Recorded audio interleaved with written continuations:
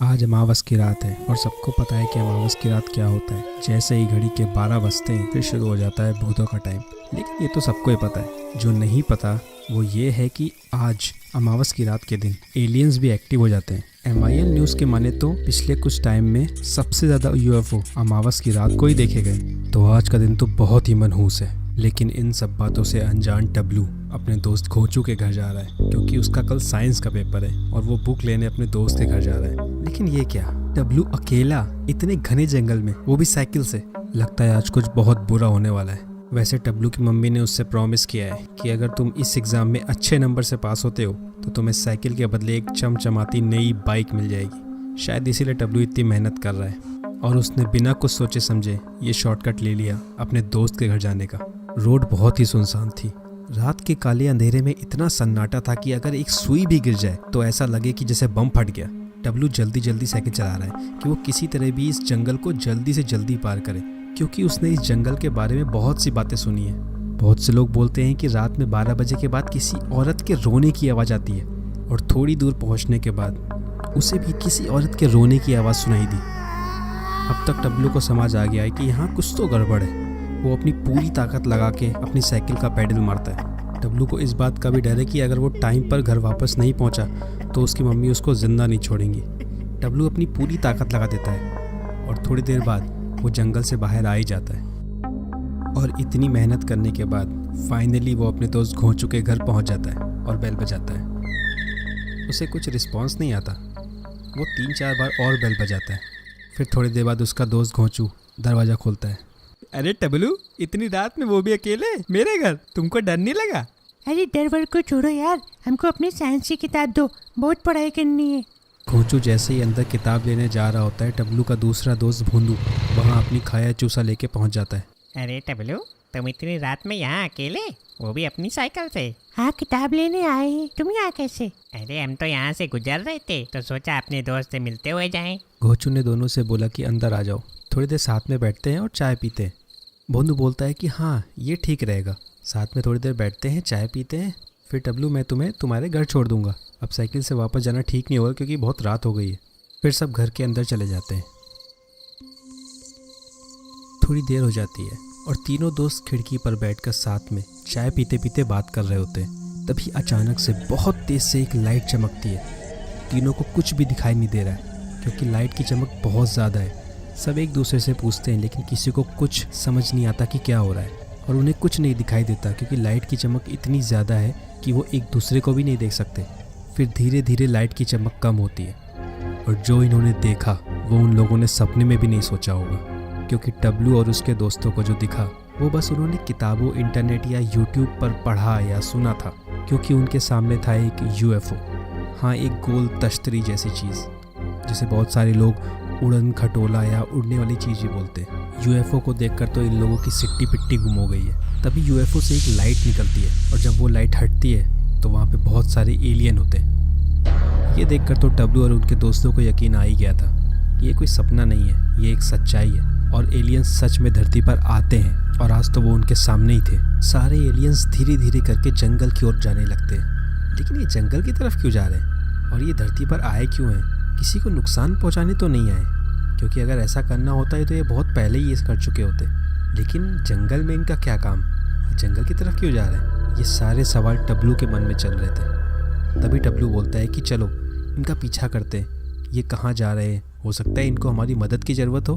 तभी टबलू का दोस्त बोलता है, एलियंस को इंसानों की क्या ज़रूरत, उनके सामने हम गए ना तो हमको मार डालेंगे, छोड़ेंगे नहीं हमको वो लोग। अरे तुमने कोई मिल गया मूवी नहीं देखी? उसमें जादू कितना अच्छा एलियन होता है। तभी टबलू का दोस्त भोंदू बोलता है कि टबलू, तुम सच में पागल हो गए हो, एलियंस भी कभी अच्छे होते हैं क्या? और पिक्चर कब से सच्ची होने लगी? लेकिन टबलू नहीं मानता और उनका पीछा करने के लिए वहाँ से जाने लगता है। और ये देखकर भी टबलू के दोस्त उसके पीछे जाने लगते हैं। अब टबलू और उसके दोस्त घर से बाहर आ जाते हैं और भोंदू अपनी खाया चूसा पर बैठ जाता है। तभी टबलू उससे कहता है, ए भोंदू, यहाँ तुम्हारी खाया चूसा काम नहीं आएगी, तुम्हारी मोटरसाइकिल की आवाज़ वो सुन लेंगे, इसलिए हमको साइकिल से उनका पीछा करना पड़ेगा। तभी तीनों दोस्त साइकिल पर बैठ जाते हैं और उनका पीछा करने के लिए निकल लेते हैं। तीनों दोस्त धीरे धीरे एलियंस के पीछे जा रहे हैं।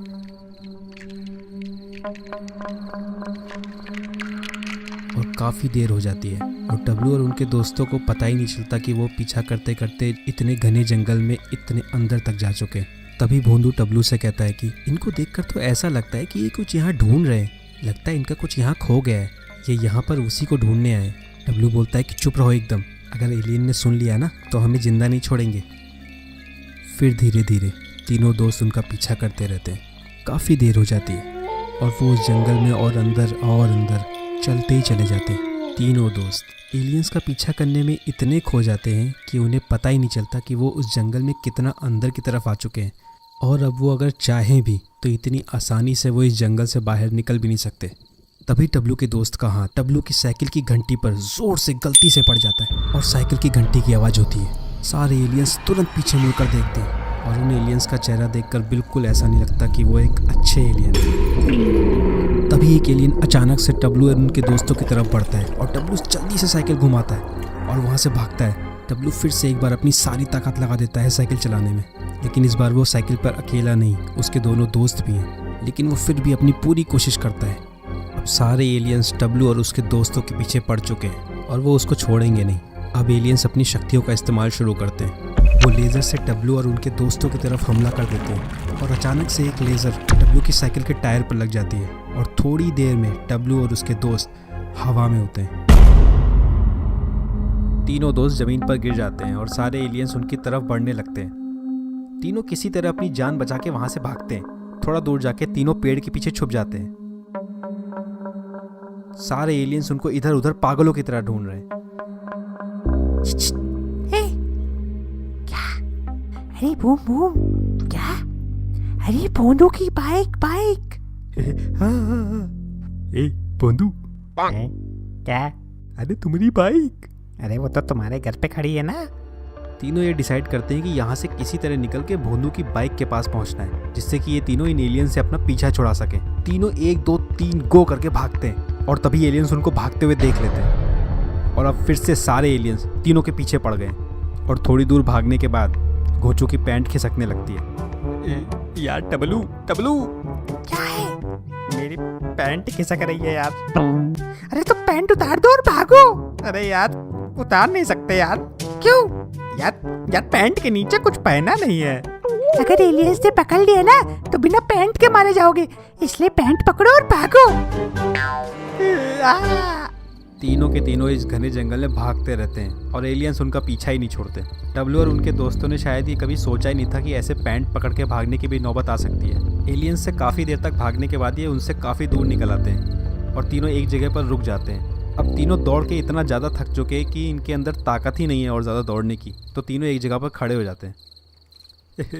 अरे टबलू यार, यहाँ तो कोई रास्ता ही नहीं दिख रहा बाहर निकलने का, कैसे निकलेंगे? रुक जाओ यार, जरा सोचने दो। अरे यार जो सोच रहा है जल्दी सोचो, यहाँ बहुत तेज पॉटी लग रही है। हे भगवान, एक की पैंट खिसक रही है, दूसरे को पॉटी लग रही है। सुबह क्यों नहीं करते हो पॉटी? यार हम रात वाले इंसान है यार, सुबह वाले नहीं है। हमको रात में ही प्रेशर आता है। तुम भी कभी रात में पॉटी करके देखना, दिल गार्डन हो जाएगा तुम्हारा। नहीं भाई, हम तो सुबह वाले हैं। सुबह जो पॉटी का मजा है वो फिर रात में भाई नहीं आता। अबे कभी किए हो रात में? अबे हम सुबह वाले, रात में क्यों करेंगे? हाँ तो फिर बोल क्यों रहे यार रात में? फिर यार मजा तो रात वाली में ही है। अबे भाई मजा सुबह वाली में है। अबे रात वाली में है। अबे सुबह वाली में है यार। अबे रात वाले। 1 मिनट, क्या हो रहा है? रात सुबह, सुबह रात। अरे जिसको चबाती तब करो। पॉटी ना हो गई, चाय हो गई। सुबह वाली अच्छी है, रात वाली खराब है। अब चुपचाप बाहर निकलने का रास्ता ढूंढो। तीनों इधर उधर देख ही रहे होते हैं, तभी उन्हें एक हल्की सी लाइट कहीं से आती हुई नजर आती है। तीनों उधर ही चल देते हैं। थोड़ी दूर जाके उनको पता चलता है कि अरे ये तो एक गुफा है, और बिना कुछ सोचे समझे वो तीनों उस गुफा के अंदर घुस जाते हैं। क्या करते, उनके पास तो कोई दूसरा रास्ता भी नहीं था। तीनों अंदर चल तो देते हैं, लेकिन वो काफ़ी डरे हुए हैं क्योंकि वो गुफा बहुत ही खतरनाक और भयानक सी डरावनी लग रही थी। थोड़ी दूर अंदर जाने के बाद कुछ आवाज़ आती है। डब्लू दोनों से कहता है तुमने कुछ सुना? लेकिन दोनों कहते हैं नहीं, हमने तो कुछ भी नहीं सुना। डब्लू कहता है ठीक है चलो। फिर तीनों और अंदर की तरफ जाने लगते हैं और थोड़ी दूर जाके वो जो देखते हैं वो देख के तो उनकी हालत ख़राब हो जाती है, क्योंकि इससे पहले ऐसा कुछ भी इन लोगों ने कभी देखा ही नहीं था। अरे यार डब्लू, ये आदिमानव है। ये सायरन हेड है। Siren head? हाँ, ये बहुत खतरनाक होते हैं, किसी को भी जिंदा नहीं छोड़ते और जो इनके सामने आता है ना उसको कच्चा चबा के खा जाते हैं। इसके मुंह पे ये दो बड़े बड़े बाजे देख रहे हो तुम, ये इनको सायरन बोलते हैं। जब ये बजते हैं ना तो सामने वाले के कान के पर्दे फट जाते हैं, इसलिए इसको सायरन हेड बोलते हैं। तीनों बात कर ही रहे होते हैं, तभी उनकी नज़र वहाँ पे रखे एक केज पर पड़ती है जिसके आजू बाजू सायरन हेड टहल रहा होता है। शायद वो उस केज की रखवाली कर रहा है। तीनों जब और ध्यान से देखते हैं तो उनको पता चलता है कि इस केज में तो एक एलियन का बच्चा बंद है। अब इनको सारा मामला समझ में आता है कि एलियंस यहाँ धरती पर आए क्यों थे और वो इस जंगल में क्या ढूंढ रहे थे। ज़रूर इस सायरन हेड ने इस एलियन के बच्चे को किडनैप किया है। तभी टबलू बोलता है कि अरे सुनो, हम लोग एक काम करते हैं, हम इस एलियन के बच्चे को इस सायरन हेड के चंगुल से छुड़ा के एलियंस को दे देते हैं, फिर वो हमारा पीछा छोड़ देंगे। अबे टबलू, हम लोग लड़ेंगे, हम लोग छुड़ाएंगे इस एलियन को, वो भी इस जंगली आदि मानव से। ये हमारे टोटे टोटे कर देगा। अबे टुकड़े टुकड़े। लेकिन टबलू बोलता है हमारे पास दूसरा कोई रास्ता भी तो नहीं है। तभी भोंदू कहता है कि मैं तैयार हूँ। अब जब 3 दोस्तों में 2 दोस्त रेडी हो जाते हैं तो तीसरे को अपने आप तैयार होना ही पड़ता है। यही दोस्ती का पहला रूल होता है। टबलू धीरे धीरे सायरन हेड की नज़रों से बचता हुआ उस केज के पास पहुंचता है जिसमें एलियंस का बच्चा बंद है। वो टबलू को देखकर डर जाता है और ज़ोर से चिल्लाने वाला होता है। तभी टबलू कहता है कि रुको रुको, मैं तुम्हें यहाँ नुकसान पहुँचाने नहीं आया हूँ, मैं तो तुम्हें यहाँ से छुड़ाकर तुम्हें तुम्हारे मम्मी पापा के पास पहुँचाने आया हूँ। फिर भी वो काफ़ी डरा हुआ है। शायद से सायरन हेड ने उसे बहुत टॉर्चर किया है, इसीलिए वो काफ़ी डरा हुआ है और किसी पर भरोसा नहीं करना चाहता। लेकिन टबलू के बहुत देर तक समझाने के बाद वो किसी तरह मानता है और टबलू पर भरोसा करने के लिए तैयार हो जाता है। फिर थोड़ी देर बाद टबलू की नज़र उस केज पर लगे हुए ताले पर जाती है और वो सोचने लगता है कि इस ताले की चाबी तो कहीं तो होगी। फिर टबलू थोड़ा सा ऊपर उठता है और इधर उधर देखता है और टबलू की बुरी किस्मत कि उसी समय सायरन हेड पीछे पलट के देखता है। इस बार टबलू बाल बाल बच गया। अगर सायरन हेड टबलू को देख लेता तो वो उसको जिंदा नहीं छोड़ता। फिर से टबलू थोड़ी सी हिम्मत करता है और ऊपर उठ के इधर उधर देखने लगता है। तभी घोचू भोंदू पीछे से इशारा करते हैं कि ये देखो, चाबी हमें मिल गई है। ऐसा बोल के वो चाबी टबलू की तरफ फेंकते हैं और कैच तो टबलू ने आज तक कभी छोड़ा ही नहीं। और टबलू का तो फेवरेट स्पोर्ट्स ही क्रिकेट है। क्रिकेट में आज तक कभी ऐसा हुआ ही नहीं कि उससे कभी कोई कैच हाथ से छूट जाए। लेकिन उस समय पता नहीं कहाँ से उसके अंदर अर्शदीप की आत्मा आ जाती है और हाथ में आया हुआ कैच वो छोड़ देता है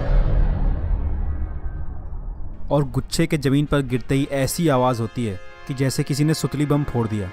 सायरन हेड तुरंत तिलमिलाकर इधर उधर देखने लगता है कि कौन आ गया मेरी गुफा में, और कुछ देर इधर उधर देखने के बाद वो केज की तरफ आने लगता है। अरे नहीं, यहाँ तो टबलू बैठा हुआ है। टबलू को कुछ समझ में नहीं आता कि वो क्या करे। ये जंगली आदि मानव तो इधर ही आ रहा है। टबलू कुछ सोच समझ पाता उससे पहले ही सायरन हेड वहाँ पे आ जाता है। सायरन हेड के आने से कुछ सेकंड पहले ही टबलू केज के दूसरी तरफ चला गया था, वरना आज तो टबलू की खैर नहीं थी। आज सच में टबलू और उनके दोस्तों की किस्मत काफ़ी अच्छी है। सायरन हेड केज के पास आकर बैठता है और उस एलियन के बच्चे को देखता है कि वो केज में है या नहीं। पूरी तसल्ली से चेक करने के बाद फिर वो वहाँ से जाने लगता है और शुक्र हो कि उसकी नज़र ज़मीन पर पड़े हुए चाबियों के गुच्छे पर नहीं गई। थोड़ी देर बाद सायरन हेड वहाँ से चला जाता है और टबलू केज के सामने की तरफ आ जाता है। वो फटाफट से चाबी उठाता है और केज का ताला खोलता है। फिर क्या था, एलियन के बच्चे को बाहर निकालकर तीनों वहाँ से भाग जाते हैं। तीनों उस गुफा से बाहर आने के बाद काफ़ी देर तक उस जंगल में घूमते रहते हैं कि कहीं तो एलियन की फैमिली उन्हें मिल जाए और वो इस बच्चे को उन्हें देकर अपनी जान छुड़ाएं। लेकिन काफ़ी देर तक घूमने के बाद उस घने जंगल में उनको वो कहीं नहीं मिलते। लेकिन ऐसा बहुत बार होता है कि जब जो चीज़ चाहिए होती है वो तब नहीं मिलती, और जब जिस चीज़ की ज़रूरत नहीं होती है वो अपने आप सामने आके खड़ी हो जाती है। वैसे ही थोड़ी दूर जाने के बाद उन्हें जंगल से बाहर का रास्ता दिख जाता है। ए टबलू, चलो इसको घर ले चलते, चाय बनाते हैं, पीते, इसको ही पिलाते। इसको तो रजनीगंधा खिलाओ। हिंदी समझता है बे। हाँ, हम लोग घर ही चलते हैं, वहीं पे वेट करेंगे। एलियंस इसी रास्ते से जंगल से बाहर निकलेंगे तो हम उनको उनका ये बच्चा दे देंगे। चलो। तीनों दोस्त जंगल से बाहर निकल के अपने घर की तरफ बढ़ते हैं। लेकिन ये क्या, सारे एलियंस तो इनका वेट कर रहे हैं। और उन तीनों को देखकर एलियंस की आंखों में खून उतर आता है और उनमें से एक एलियन लेजर से उनकी तरफ हमला करने वाला होता है। तभी तीनों उस एलियन के बच्चे को सामने कर देते हैं और तभी उस एलियन के बच्चे की माँ आगे आकर अपने बच्चे को गोद में ले लेती है और उसे प्यार करने लगती है। और वो एलियन का बच्चा उनको बताता है कि कैसे इन तीनों ने अपनी जान पर खेलकर उसकी जान बचाई है। ये सुनकर सारे एलियन टबलू और उनके दोस्तों की तरफ बढ़ते हैं और उनको गले लगाकर तीनों का शुक्रिया अदा करते हैं। और थोड़ी देर बाद वो अपने यूएफओ में बैठकर वहाँ से चले जाते हैं। चलो एलियंस गए, जान छूटी।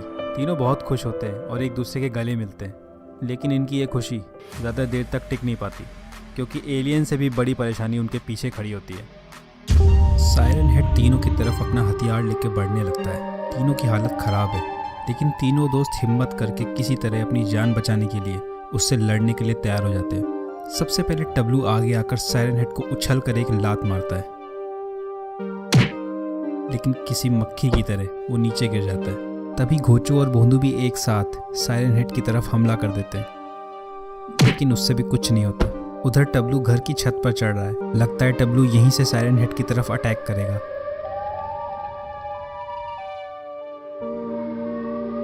लेकिन इससे भी कुछ नहीं हुआ। वो सायरन हेड को हिला तक नहीं पाया। अब तीनों को समझ आ गया था कि ये हमारे बस की बात नहीं है। इसके लिए कोई पावरफुल इंसान चाहिए जो पावरफुल प्लेस से आया हो। तभी तीनों बाइक पर बैठकर वहां से भागने लगते हैं, लेकिन सायरन हेड भी उनका पीछा कहाँ छोड़ने वाला था। वो भी उनके पीछे अपना हथियार लेके भागता है। भोंदू अपनी खाया चूसा 300 की स्पीड में भगाता है, लेकिन अभी भी सायरन हेड उनके पीछे ही भाग रहा है। वो इनका पीछा इतनी आसानी से छोड़ने वाला नहीं था। तभी भोंदू अपनी बाइक का 20वां गियर लगाता है और गाड़ी की स्पीड 500 पहुंच जाती है, और तीनों दोस्त हवा से बातें करते हुए सायरन हेड को काफ़ी पीछे छोड़ के आगे निकल आते हैं। टबलू पीछे देखता है और भोंदू से बोलता है कि हम लोग काफ़ी आगे निकल आए हैं, अब जल्दी से गाड़ी कहीं सेफ जगह पर ले चलो जहाँ पर हम आज की रात गुजार सकें। काफ़ी देर इधर उधर घूमने के बाद ये लोग एक सुनसान जगह पर पहुँच जाते हैं और भोंदू अपनी बाइक एक शॉप के आगे आके रोक देता है। लेकिन ये जगह इतनी सुनसान क्यों है? यहाँ कोई इंसान क्यों नहीं दिखता? ऐसा लग रहा है कि यहाँ से सारे इंसान ही गायब हो गए। यार, आज की रात हम लोग को यहीं पे बितानी पड़ेगी। अगर हम वापस गए तो सायरन हेड हमको मार डालेगा, इसलिए हम लोग आज रात यहीं पे रुकते हैं, ठीक है? टबलू एकदम सही कह रहे हो, आज रात हम लोग यहीं रुकते हैं। फिर तीनों उस शॉप के अंदर जाने लगते हैं, और शॉप के अंदर जाते ही वो जो देखते हैं उसे देखकर तो वो यही सोचते हैं कि आज उनकी ज़िंदगी का सबसे अच्छा दिन है, क्योंकि इस दुकान में खाने का हर सामान था, वो भी एकदम फ्रेश। ऐसा लग रहा था कि किसी ने इन तीनों के लिए ये सारा सामान सजा के रखा है। Burger, pizza, momos, cold drink, hot dog और हर तरह के चिप्स और स्नैक्स की लाइन लगी हुई थी। टबलू का तो फेवरेट पिज़्ज़ा था, इसलिए वो पिज़्ज़ा की तरफ भागता है। यहाँ पर वेजी, पेपरोनी, मार्गरीटा, हर तरह का पिज़्ज़ा का फ्लेवर रखा हुआ था। घोचू बर्गर और फ्रेंच फ्राइज की तरफ दौड़ता है और भोंदू मोमोज की तरफ झपट्टा मारता है। तीनों एक बार खाना शुरू करते हैं तो फिर रुकने का नाम ही नहीं लेते।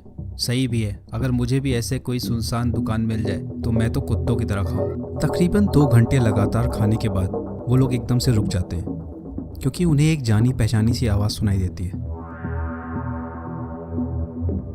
सायरन हेड तीनों को ढूंढते हुए यहाँ भी आ गया। तभी सायरन हेड भोंदू की बाइक वहाँ रोड पर देखता है। सायरन हेड को शक हो जाता है कि तीनों यहीं कहीं आसपास छुपे हुए हैं। वो चारों तरफ इधर उधर तीनों को ढूंढने लगता है।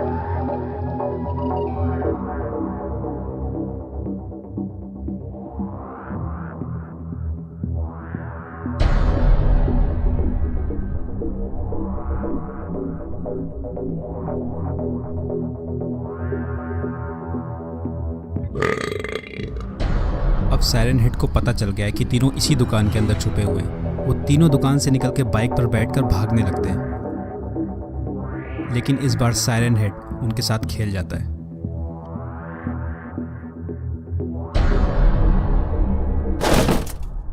थोड़ी देर बाद टबलू की आंख खुलती है और वो इधर उधर देखता है। दोनों देखते हैं कि वहां पर अब उनका दोस्त भोंदू नहीं दिख रहा और सायरन हेड भी गायब है।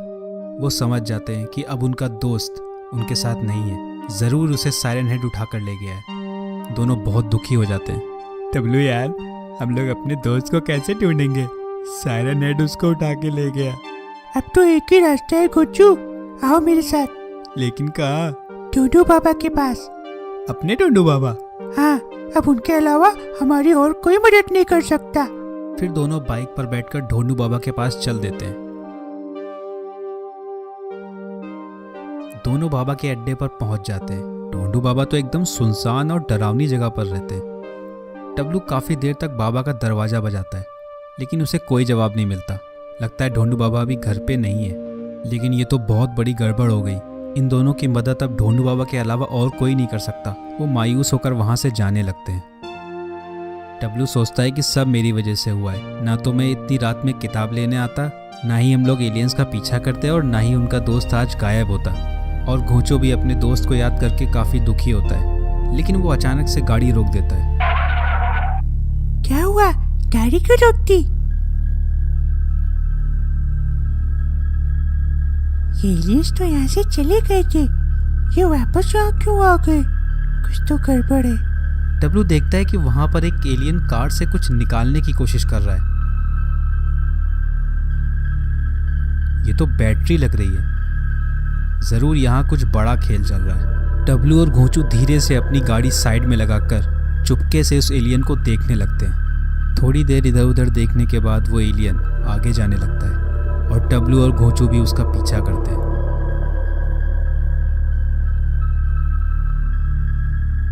थोड़ी दूर जाने के बाद वो एलियन एक पुरानी सी फैक्ट्री के अंदर घुस जाता है और दोनों दोस्त भी उसके पीछे पीछे उसके अंदर जाते हैं।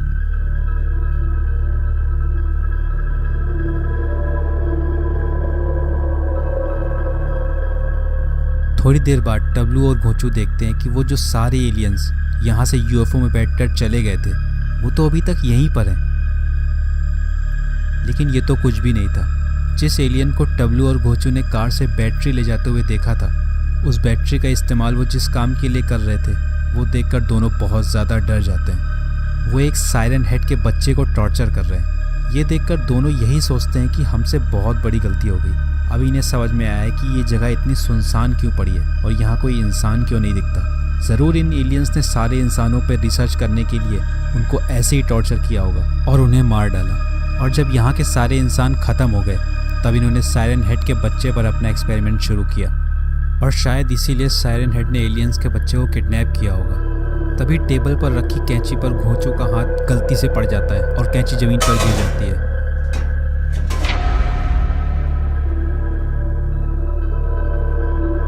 डब्लू आगे आगे भाग रहा है और वो जल्दी से सीढ़ियों पर चढ़ के बाहर निकलता है, लेकिन घोंचू अभी भी पीछे है।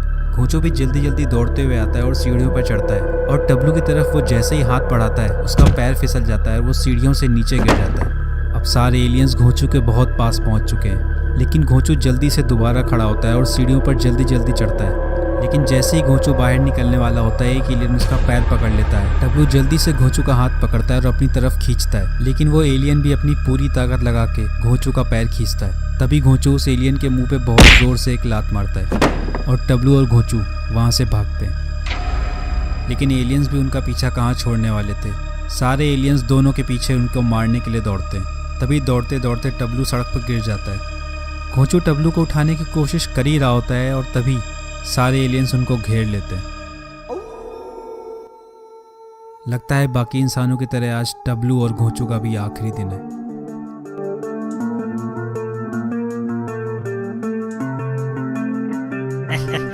No fear. Dhondu Baba is here.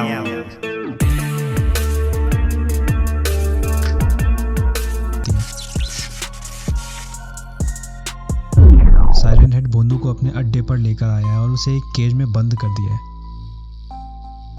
कुछ देर बाद भोंदू की आंख खुलती है और वो वहां का नज़ारा देखकर एकदम चौंक जाता है। भोंदू केज से निकलने की कोशिश करता है, लेकिन केज में तो ताला बंद है। इस केज से निकलने के लिए कोई ना कोई जुगाड़ लगाना पड़ेगा, लेकिन यहाँ से निकलना इतना आसान नहीं है क्योंकि सायरन हेड का बॉडीगार्ड पॉटी हेड केज के आसपास ही टहल रहा है। थोड़ी देर बाद भोंदू की नज़र अपने ही सामने रखे हुए एक केज पर जाती है। वो देखता है कि उस केज में एक अजीब सा इंसान बैठा हुआ है, लेकिन वो इंसान भी नहीं लग रहा था। वो भोंदू को बहुत ही अजीब तरह से घूरे जा रहा था, लेकिन भोंदू उस पर ध्यान नहीं देता और बाहर निकलने की तरकीब सोचने लगता है।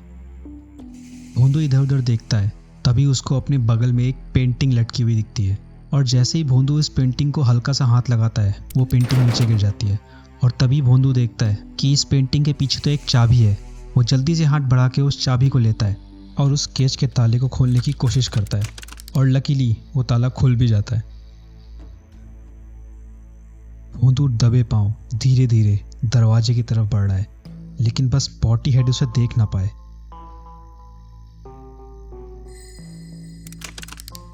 दरवाजा तो लॉक है, अरे नहीं।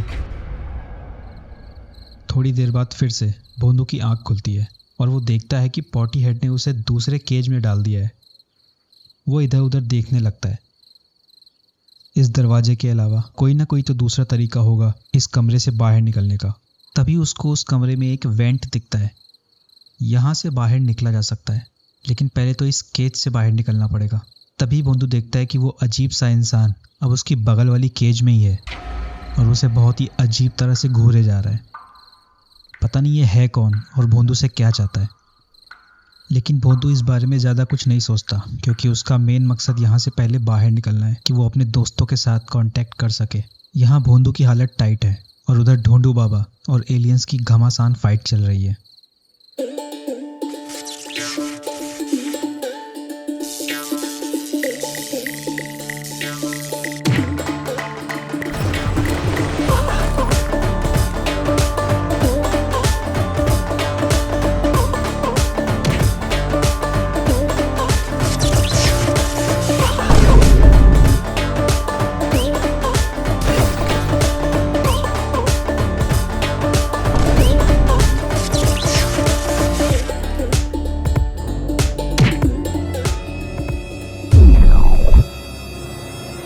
भोंदू अपनी नज़रें चारों तरफ दौड़ा रहा है कि कहीं कुछ तो मिले जिससे इस केज को खोला जा सके।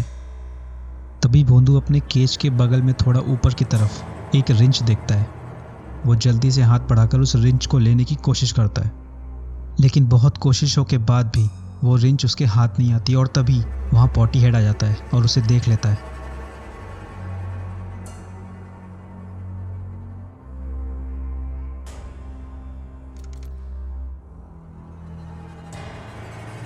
अब क्या होगा?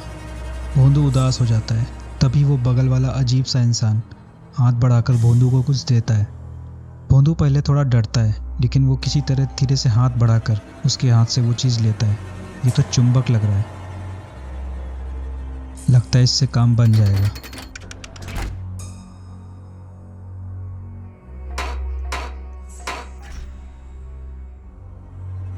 भोंदू जल्दी से अपने केज से बाहर निकलकर दूसरे केज का भी ताला तोड़ने लगता है, लेकिन तभी वो अजीब सा इंसान उसका हाथ पकड़ लेता है। लेकिन क्यों? वो भोंदू को वहां से जल्दी जाने के लिए बोलता है। तभी पॉटी हेड उसको देख लेता है और भोंदू वेंट की तरफ जल्दी से भागता है।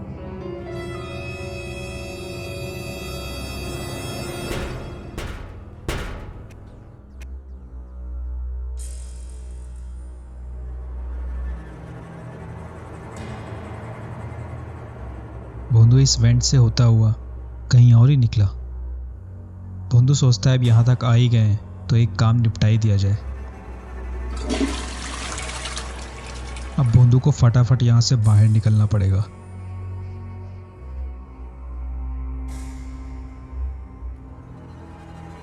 भोंदू देखता है कि वहाँ सामने साइरन हेड दरवाजे का टेक लेकर आराम से सो रहा है। अरे वाह, मेरा काम तो हो गया। सामने कंप्यूटर रूम है। किसी तरह अगर मैं इस कंप्यूटर रूम में घुस जाऊं तो मैं टपलू और घोंचू को कांटेक्ट कर सकता हूं। भोंदू कंप्यूटर से अपने दोस्तों को कैसे कांटेक्ट करेगा वो तो बाद में ही पता चलेगा, लेकिन पहले तो कंप्यूटर रूम में घुसना पड़ेगा। भोंदू सोचने लगता है कि क्या किया जाए। तभी भोंदू की नज़र उस फ्लोर पर जाती है और वो देखता है कि वहाँ पे एक बड़ा सा होल है। तभी भोंदू को एक आइडिया आता है और वो जल्दी से अपने सामने पड़ी कारपेट को लपेटता है और ले जाकर उस होल पर बिछा देता है। लगता है अब मेरा काम हो जाएगा, लेकिन अभी भी एक चीज की कमी है। भोंदू को कुछ ऐसा चाहिए जिसे वो सायरन हेड के मुंह पर फेंक कर मारकर उसे जगा सके, और जैसे ही सायरन हेड भोंदू की तरफ बढ़ेगा उसका काम हो जाएगा। यहाँ अभी भी घमासान चालू है, लेकिन अभी तो पासा उल्टा पड़ गया है। एलियंस बाबा को बहुत पीट रहे हैं। बाबा को गुस्सा आ चुका है और वो अपना बीस्ट मोड ऑन करने वाले हैं।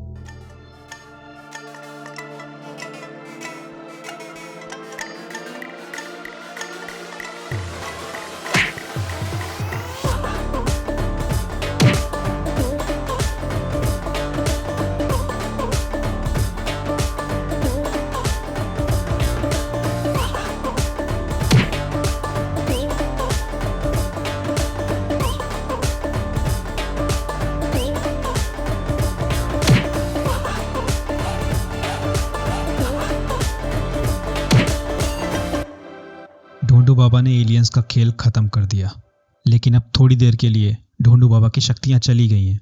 इधर टबलू और घोंचू भी साइरन हेड के बच्चे को ले आए। अब चारों बाइक पर बैठकर भोंदू को ढूंढने के लिए निकल लेते हैं। यहाँ भोंदू को भी कुछ मिल गया है जिससे वो साइरन हेड को जगा सकता है। पॉटी हेड अभी भी भोंदू को इधर उधर पागलों की तरह ढूंढ रहा है।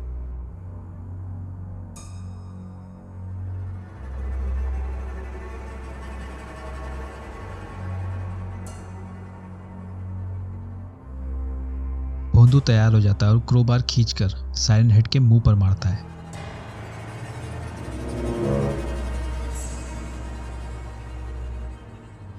जैसा सोचा था वैसा ही हुआ और अब रास्ता साफ है। भोंदू जल्दी से कंप्यूटर रूम में जाता है और किसी को सिग्नल भेजने लगता है, लेकिन ये किसको सिग्नल भेज रहा है? अरे टबलू, ये टूटू की आवाज कहाँ से आ रही भाई? लगता है बाइक से आ रही है। अरे बहुत बढ़िया, बहुत बढ़िया। टबलू गाड़ी साइड में रोकता है और सामने लगा लाल बटन दबाता है। अरे टबलू, अरे बोंदू, तुम कहाँ हो? पता नहीं यार, हमको खुद नहीं पता हम कहाँ पे हैं। जल्दी से आ जाओ यार, हमको बचा लो, बहुत डर लग रहा है। अरे बोंदू, डरो मत, हम लोग अभी आते हैं। बस घर जाते हैं, नहाते धोते, कपड़े बदलते हैं, मैगी वैगी खा के अभी पहुँचते हैं। अभी बुआ की बारात में आ रहे हो क्या भाई? जिस हालत में हो आ जाओ। अच्छा ठीक है, तुम 2 मिनट रुको, हम लोग 2 घंटे में आते हैं। साइरन हेड हमको कहा जाए, बस उससे पहले आ जाओ यार। थोड़ी देर बाद सब भोंदू की बताई हुई जगह पर पहुंच जाते हैं। पापा बोलते हैं कि चलो तुम्हारे दोस्त को लेकर आते हैं, लेकिन टबलू और घोंचू बोलते हैं कि आप अंदर जाके भोंदू को लेकर आओ, हम लोग आपका यहीं पर इंतज़ार करते हैं। बाबा बोलते हैं कि लेकिन मैं तुम्हारे दोस्त को पहचानूंगा कैसे? तो टबलू बोलता है कि अरे बाबा, आप कोड वर्ड बोला कि माचिस है, तो वो बोलेगा माचिस होती तो दुनिया को आग लगा देता। बस हो गई जान पहचान। बाबा की भी अंदर जाने की हिम्मत अभी नहीं हो रही, क्योंकि उनके पास अभी उनकी शक्तियाँ नहीं हैं। फिर भी वो किसी तरह हिम्मत करके अंदर जाते हैं।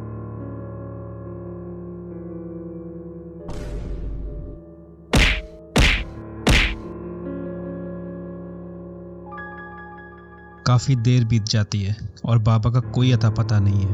काफी टाइम हो गया है यार, पापा नहीं आए। जाओ तुम देख कर आओ। हम कहे जाए यार? लेकिन टबलू के बहुत ज्यादा कहने के बाद घोंचू अंदर जाने के लिए तैयार हो जाता है, लेकिन वो भी वापस नहीं आता। टबलू को नहीं पता कि अंदर क्या चल रहा है। साइरन हेड ने घोंचू और ढोंडू बाबा दोनों को ही मार दिया है। अब टबलू उस साइरन हेड के बच्चे को उस गाड़ी पर अकेला छोड़ के अंदर जा रहा है और उसको पता नहीं है कि अंदर उसका कौन इंतजार कर रहा है। टबलू धीरे धीरे आगे बढ़ रहा है, लेकिन वो एकदम से रुक जाता है क्योंकि उसे सामने साइरन हेड की परछाई दिख जाती है। टबलू थोड़ी चालाकी दिखाता है और वो सीधे न जाकर एक दूसरा रास्ता लेता है। और अब टबलू कॉरिडोर से सीधा बाथरूम में आ जाता है, और शायद ये वही बाथरूम है जिससे भोंदू होके गया था। तभी टबलू वहां सामने एक कमोड देखता है। चलो यार, यहाँ तक आ ही गए तो एक काम तो निपटा ही लिया जाए। टबलू भी काम निपटाने के बाद उसी वेंट में अंदर घुस जाता है जहां से भोंदू निकला था। और जब वो इस वेंट को पार करके दूसरी तरफ निकलता है तो वो देखता है कि उसके सारे दोस्त एक ही जगह पर बंद हैं, और ये वही जगह है जहां पर भोंदू को भी रखा गया था। टबलू सबको देखकर बहुत खुश हो जाता है कि सारे लोग जिंदा हैं, किसी को कुछ भी नहीं हुआ। और वो देखता है कि वहाँ पे एक पॉटी हेड टहल रहा है। तभी टबलू जल्दी से अपने पास में पड़ा हुआ एक क्रोबार उठाता है और पॉटी हेड के सर पर फेंक के मारता है, और वो वहीं पे गिर के बेहोश हो जाता है। तभी टबलू के कुछ भी करने से पहले ही सारे केज अपने आप खुल जाते हैं, लेकिन अभी भी वो अनजान इंसान उस केज से बाहर निकलने से मना कर देता है। टबलू उसको देखता है और वो अजीब सा इंसान भी टबलू को बहुत ही अजीब नज़रों से देखता है और सबको वहाँ से जाने का इशारा करता है। सबके सब वहाँ से जाने लगते हैं और टबलू भी आखिरी बार उस इंसान को पीछे मुड़ के देखता है। घर से बाहर निकल के सारे देखते हैं कि साइरन हेड और उसका बच्चा भोंदू की बाइक पर बैठे हुए हैं, और जैसे ही सारे लोग बाहर आते हैं साइरन हेड भोंदू की बाइक लेकर वहाँ से भाग जाता है और भोंदू उसके पीछे पीछे भागता है। गाइस, वीडियो अच्छी लगी तो please support us by sharing this video with your friends and family members, और कमेंट करके बताना कि नेक्स्ट वीडियो किस टॉपिक पे बनाऊं। Till then, bye.